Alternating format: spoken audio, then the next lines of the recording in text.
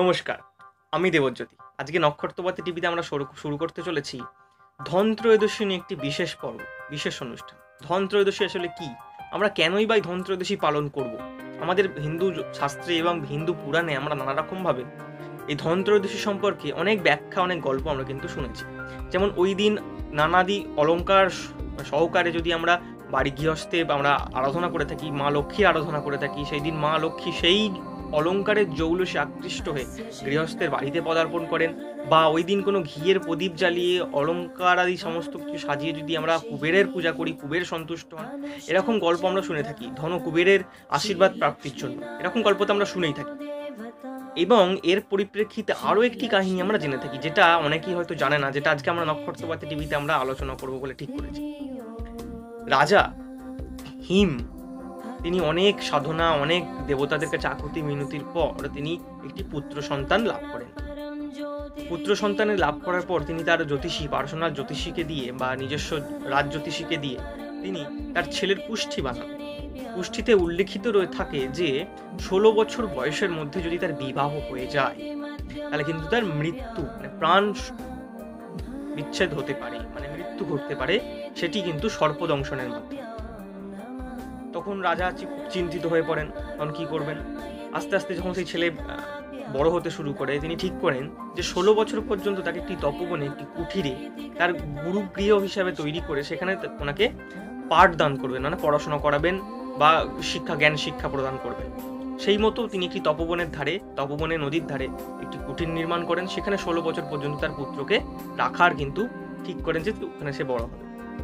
সেরকম ভাবেই তিনি সেই হিমের পুত্র বড় হতে শুরু করে। অদৃষ্টের লিখন, অন্যান্য তো কারোর সাধ্যি নেই। সেখানেই রাজা হংসের কন্যার সাথে সেই রাজা হিমের পুত্র দেখা হয় এবং তারা গন্ধর্ব মতে সেখানে বিবাহ সম্পূর্ণ করে। এই ঘটনা যখন রাজা হিম জানতে পারেন, তখন সেখানে তিনি উপস্থিত হন এবং তাদেরকে সেই 16 বছরের মৃত্যুর কথা কিন্তু জানান।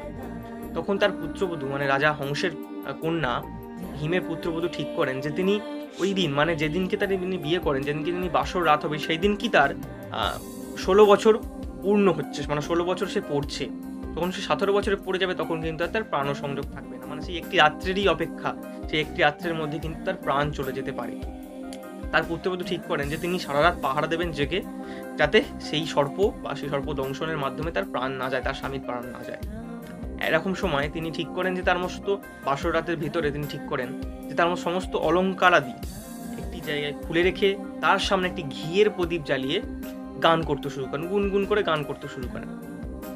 ঠিক সেই এমন একটা সময় আসে যে সময় রাজা হংসের পুত্র ঘুমিয়ে পড়ে সেই গুনগুন গানের শব্দে, কিন্তু রাজা হংসের কন্যা তিনি কিন্তু জাগ্রত অবস্থা থাকেন। আস্তে আস্তে তিনিও ঘুমিয়ে পড়েন এবং যম সেই সর্পরূপে সেই কক্ষে প্রবেশ করেন। এবং তিনি যখনই প্রবেশ করেন, সেই অলঙ্কারের জৌলুস, ওই প্রদীপের আলোর দ্বারা অলঙ্কারের জৌলুসে যমের মাথা ঘুরে যায়, মাথা ঘুরে গিয়ে সে এবং সেই গুনগুনানি শব্দে তিনি ওখানে ঘুমিয়ে পড়েন। এবং যখন ঘুম থেকে ওঠেন তখন দেখছেন সকাল হয়ে গিয়েছে। তখন রাজা হংসের কন্যা বা রাজা হিমের পুত্রবধূ যমকে বলেন যে আপনি তো আর সেই ধর্ম পালন করতে পারবেন না, কেননা উনি 17 বছর বয়সে কিন্তু পড়ে গিয়েছেন, 16 বছর অতিক্রান্ত হয়ে গিয়েছে। তখন বাধ্য হই যম ওই পুত্রবধূকে, রাজা হিমের পুত্রবধূকে আশীর্বাদ প্রদান করে চলে আসেন। এবং সেই দিন থেকেই এই অলঙ্কার সাজিয়ে, ঘিয়ের প্রদীপ সাজিয়ে ভগবান কুবেরের পূজা করার একটি প্রচলন কিন্তু আমাদের বিভিন্ন শাস্ত্রে বিভিন্ন রকমভাবে আমরা জানতে পারি। এর পেছনে অনেক তর্ক বিতর্ক থাকতেই পারে, অনেক বিতর্ক থাকতেই পারে, কিন্তু এই ঘটনা আমরা অনেকভাবে জানি। আরও অনেক ঘটনাই রয়েছে, বিভিন্ন পুরাণ অনুযায়ী আমাদের বিভিন্ন মতাদর্শ আলাদা আলাদা ভাগ হয়ে গিয়েছে এই ঘটনাগুলিকে নিয়ে। তো আজকে আশা করছি যাদের যাদের অনেক কৌতূহল ছিল এই ধনত্রয়োদশী নিয়ে, সকলের নিবৃত্তি হচ্ছে কৌতূহল। আগামী দিনে আরও অনুষ্ঠান আমরা চালিয়ে নিয়ে যাব নক্ষত্রপাতি টিভিতে। ততক্ষণ পর্যন্ত সকলকে শুভেচ্ছা জানাচ্ছি, শুভ বিজয়ের শুভেচ্ছা জানাচ্ছি এবং আসন্ন প্রাক দীপাবলির শুভেচ্ছা জানাচ্ছি। সকলে খুব ভালো থাকবেন, সকলে সুস্থ থাকবেন।